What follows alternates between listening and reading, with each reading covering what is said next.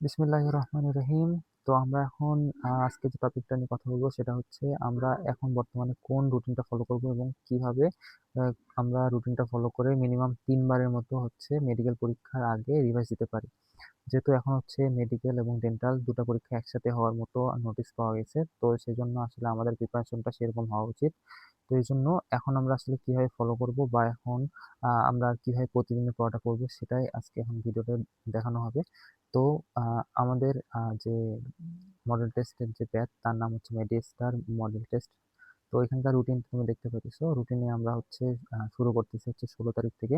তো এই রুটিনটা বানানো হয়েছে মূলত হচ্ছে একটা কোচিংকে কেন্দ্র করে, সেটা হচ্ছে আমাদের যে রেটিনা আহ, রেটিনা রেটিনার কোচিং এর যে আমাদের এখন বর্তমানে যে পরীক্ষাগুলো হইতেছে সেই পরীক্ষা যাতে সাথে করে আমরা আগাইতে পারি, সেই দিকে লক্ষ্য রেখে হচ্ছে আমরা এই রুটিনটা বানাইছি।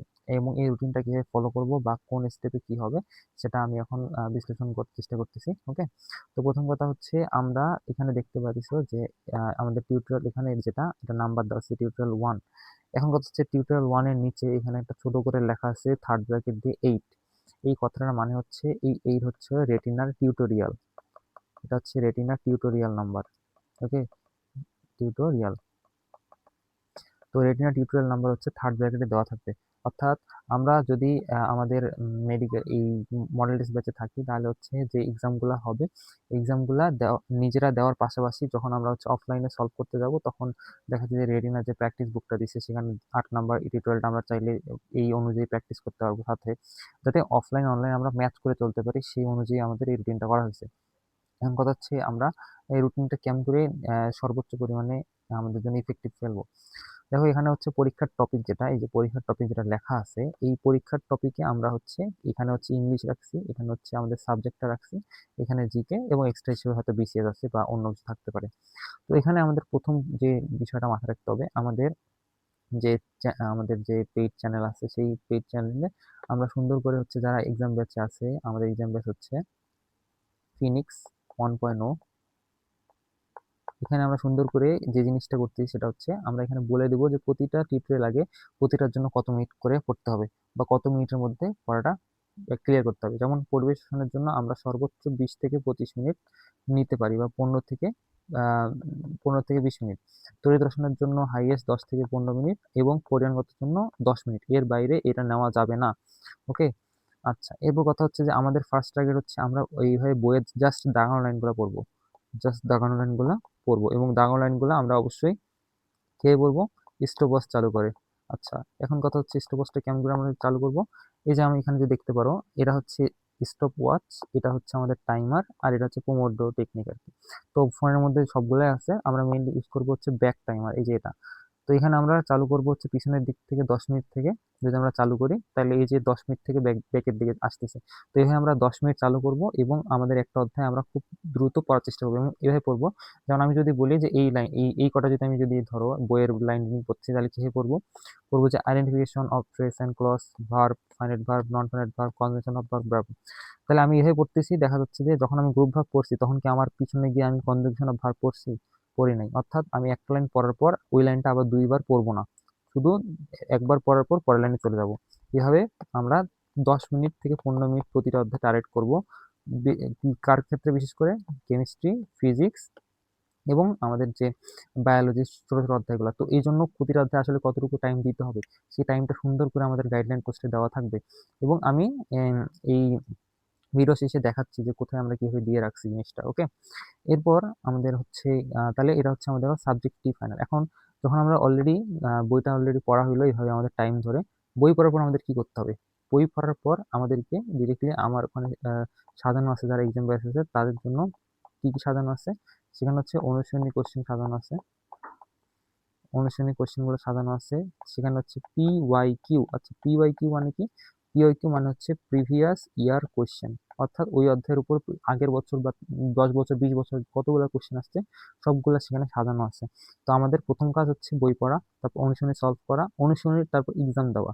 অনুশীলনী এক্সাম দেওয়ার পরে হচ্ছে প্রিভিয়াস ইয়ারের কোশ্চেন যদি আমরা প্রশ্ন ব্যাংক থেকে পড়ি তাহলে সেটা পড়লাম।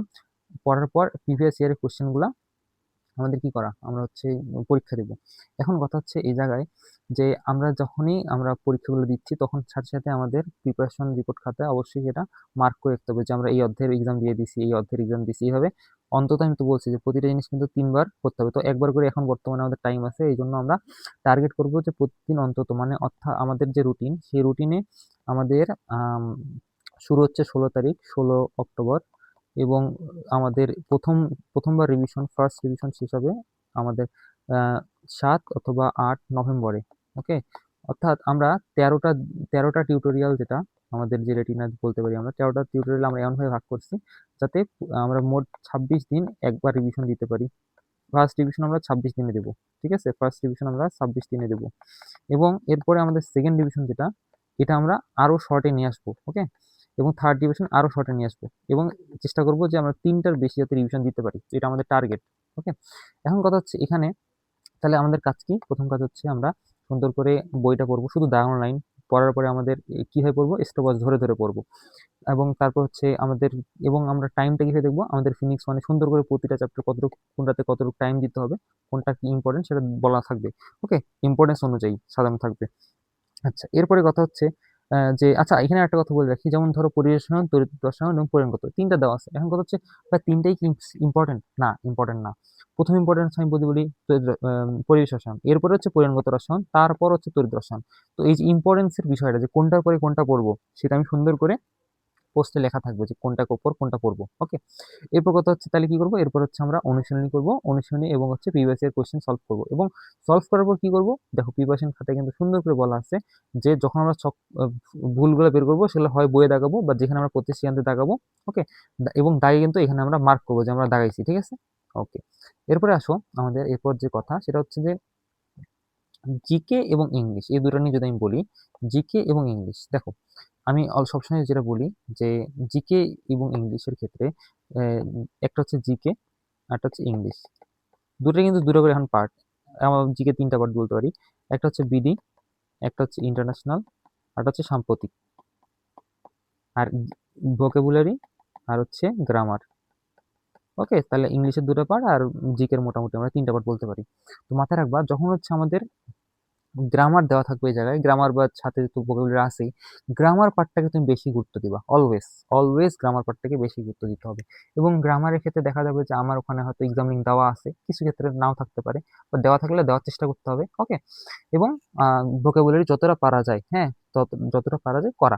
বাট কথা হচ্ছে যে আমাদের টার্গেট সবসময় থাকবে এই বিডি, তারপর হচ্ছে গ্রামার, এই দুটো যদি আমাদের কমপ্লিট হয় তারপর আমরা বাকিগুলোতে আগাবো। ওকে, এবং আমরা এর মধ্যেও যদি আমরা সিরিয়াল করি, আমরা গ্রামারটাকে আগে রাখবো, তারপরে হচ্ছে বিডি, তারপরে ভোকাবুলারি, তারপর হচ্ছে ইন্টারন্যাশনাল এবং সাম্প্রতিক, ঠিক আছে? তাহলে এটা আমাদের হবে কি সিরিয়াল। ওকে, আচ্ছা, তাহলে এভাবে আমরা সুন্দর করে এভাবে দিয়ে রাখছি। এই জায়গাটা হচ্ছে পরীক্ষার টপিক, যে কি কি উপর পরীক্ষা হবে, এগুলো তোমার একদিনের মধ্যে পড়ে হবে। কারণ আমাদের দেখো ডেটটা কি হয়ে দিয়েছে, 16 তারিখে একটা আছে পরীক্ষা, 18 তারিখে একটা পরীক্ষা আছে, অর্থাৎ একটা গ্যাপের মধ্যে তুমি 1.5 দিন টাইম পাবা। বুঝতে পারছো? 1.5 দিন তুমি টাইম পাবা। এখন কথা হচ্ছে যে এটা তো আমাদের পরীক্ষা টপিক গেল। এখন ধরো আজকে 16 তারিখ, এখন তুমি কি পরীক্ষা দিবা? 16 তারিখে প্রথম তোমার পরীক্ষা হবে একটা প্রিভিয়াস ইয়ারের কোশ্চেনের উপর। দেখো তুমি এখানে প্রিভিয়াস ইয়ারের কোশ্চেনগুলো সলভ করছো, আমরা সেখান থেকে শর্ট করে হয়তো 50 বা 100টার মতো এই এই এই অধ্যায়গুলো থেকে প্রিভিয়াস ইয়ার একটা কোশ্চেন লিঙ্ক দিয়ে দেবো। তারপরে তোমাকে এই অধ্যায়গুলো তুমি অনুশীলনী প্রশ্ন করছো, হয়তো এখানে অনুশীলনী প্রশ্ন প্রায় 300-400 আছে, হ্যাঁ, কিন্তু আমরা মাত্র 100 বা 50 মার্কে আরেকটা এক্সাম 16 তারিখে নিব। তাহলে একটা এক্সাম গেল প্রিভিয়াস ইয়ার কোশ্চেন, একটা গেল অনুশীলনী এক্সাম। এরপরে তোমার যে ইংলিশের টপিকগুলো আছে এগুলো থেকে একটা থাকবে ইংলিশের এক্সাম। এরপরে আমরা প্রতি 13টা দিনে আমাদের টার্গেট হচ্ছে 13 দুগুণ 26টা প্রিভিয়াস ইয়ারের কোশ্চেন সব পরীক্ষা দেওয়া। তো একটা মেডিকেলের কোশ্চেন থাকবে, একটা ডেন্টালের কোশ্চেন থাকবে, আমরা মেডিকেলের কোশ্চেনটাতেও এক্সাম দেবো, ডেন্টালের কোশ্চেনটাতেও এক্সাম দেবো। এরপরে জিকের টপিক, এই যে জিকে জিকে পরীক্ষা তোমরা পড়ছো যেগুলো জিকে, এই জিকে গুলোর উপর একটা এক্সাম থাকবে, এবং সর্বশেষ হচ্ছে একটা মেইন এক্সাম থাকবে, যে এই সবগুলা মিলে একটা 100 মার্কের এক্সাম থাকবে। ওকে, তো তুমি একদিনে মিনিমাম 5 থেকে 6টা এক্সাম তোমাকে দিতেই হবে। ওকে, এবং দিয়ে কোনগুলো ভুল হচ্ছে তোমাকে সেটা দাগাতে হবে, এবং পাশে কি করতে হবে, যখন একটা পরীক্ষা দিছো এটাকে টিক দিয়ে এখানে তুমি কত পাইছো সেটা লিখবা, এবং তোমার কত মিনিট লাগছে সেটাও লিখবা। তাহলে টিক দিবা কত পাইছো, ভুল দাগাইছো কিনা, এবং টিক দিবা, ঠিক আছে? তাহলে এটা আমাদের টার্গেট। এভাবে আমাদের প্রচন্ড পরিমাণে পরিশ্রম করতে হবে এই কয়দিন, কারণ এই কয়দিনের মধ্যে যদি পরিশ্রম না করো, তাহলে আমি তোমাকে বলি, দেখো এখন কিন্তু তোমার মেডিকেলের সিট হচ্ছে ধরো 5,000-এর মতো, আর ডেন্টাল এসির হচ্ছে 500। ঠিক আছে, তাহলে তুমি যদি এই 5,500 জনের মধ্যে থাকতে চাও, তোমার কি মনে হয় তুমি দিনে 10 ঘন্টার মধ্যে তুমি পড়তেছো 2 ঘন্টা, এটা দিকে তোমার চান্স হবে? চান্স হবে না। তার উপরে তো আরো অনেক নতুন নতুন আমাদের গুজব আসতেছে। তো এই জন্য আমাদেরকে প্রচন্ড পরিমাণে পরিশ্রম হতে হবে, এবং আমি তো বলছি পরিশ্রম এখন আমাদের কি করতে হবে, সুন্দর করে আমাদের মেইন টার্গেট হচ্ছে বইয়ের দাগানো লাইন, কিভাবে স্টপ ওয়াচ কিভাবে করতে হয় সেটা কিন্তু আমি আমার সিক্রেট ভিডিওতে দেখাই দিছি। যারা পেইড চ্যানেলে আসো তারা কিন্তু সিক্রেট ভিডিও দেখছো আশা করি, যে কিভাবে আমরা পুরো দিনটাকে কাজে লাগাইতে পারি। অবশ্যই সেটা কাজে লাগাবা, সেভাবে পড়বা। এবং আমি কিন্তু প্রায়োরিটি বলে দিছি, প্রথমে হচ্ছে এটা, তারপরে আমাদের ইংলিশ, তারপরে হচ্ছে জিকে, এবং বাকিটা করলে করলাম, তারপর টিক দেবো। তারপরে আমাদের 16 তারিখ বা যেদিন আমাদের পরীক্ষা সেদিন আমাদের পরীক্ষাগুলো দিব, আমাদের টিক দেবো, মার্ক লিখবো, এবং ভুল লাগিয়েছি কিনা বা আমাদের কতক্ষণ লাগছে এটা আমরা অবশ্যই নোট ডাউন করবো। ঠিক আছে, আচ্ছা এখানে একটা কথা বলে রাখি, তোমরা হয়তো জানো যে মেডিকেলে কিন্তু আমাদের এই জিনিসটা ইউজ করতে দেয় না পরীক্ষায়। কি বলতো? এটা হচ্ছে আমাদের ঘড়ি। ঘড়ি কিন্তু মেডিকেলে ইউজ করতে দেয় না। এই জন্য তোমাদের এখন থেকেই মাথায় এইভাবে নলেজ করতে হবে যে অনলাইনে যদি আমরা পরীক্ষা দেই, তাহলে প্রতিটা পরীক্ষা 100 মার্কের পরীক্ষাগুলা আমাদেরকে দিতে হবে মিনিমাম 30 থেকে 35 মিনিটের মধ্যে। 30 থেকে 35 মিনিটের মধ্যে আমাদেরকে পরীক্ষা দিতে হবে। এটা মাথায় রেখে আমাদেরকে আগাতে হবে। এবং এই জন্য আমরা কাউন্টডাউন, মানে কততে পরীক্ষা শুরু করতেছি এটা পাশে এক কোথাও লিখে রাখবো। পরীক্ষা শেষে দেখবো যে আমাদের কতক্ষণ লাগছে। এটা যদি এখন থেকে করতে না পারো, তাহলে কিন্তু পরীক্ষার হলে যে অনেক বড় বাস খাওয়া। ঠিক আছে, তো আমাদের মেডিস্টার মডেলটা শুরু হচ্ছে 16 তারিখ থেকে। আমরা ওই তো বললাম যে আমাদের টিউটোরিয়াল নাম্বার 1 এবং এই যে মাঝখানে যেটা দেওয়া থাকবে এটা কিন্তু আমাদের যে রেটিনার টিউটোরিয়াল সেই অনুযায়ী। ঠিক আছে, তোমাদের ধরো টিউটোরিয়াল 1, আমার টিউটোরিয়াল 1 হয়ে গেল, তুমি ইচ্ছা করলে সেটা আবার রেটিনার যে আমাদের যে টিউটোরিয়াল খাতাগুলো দেয় বা মডেল টেস্টের খাতাগুলো দেয়, সেখানে তুমি এক্সাম দিতে পারলা, ধরো 8 নাম্বারটা তুমি দিয়ে দিলা।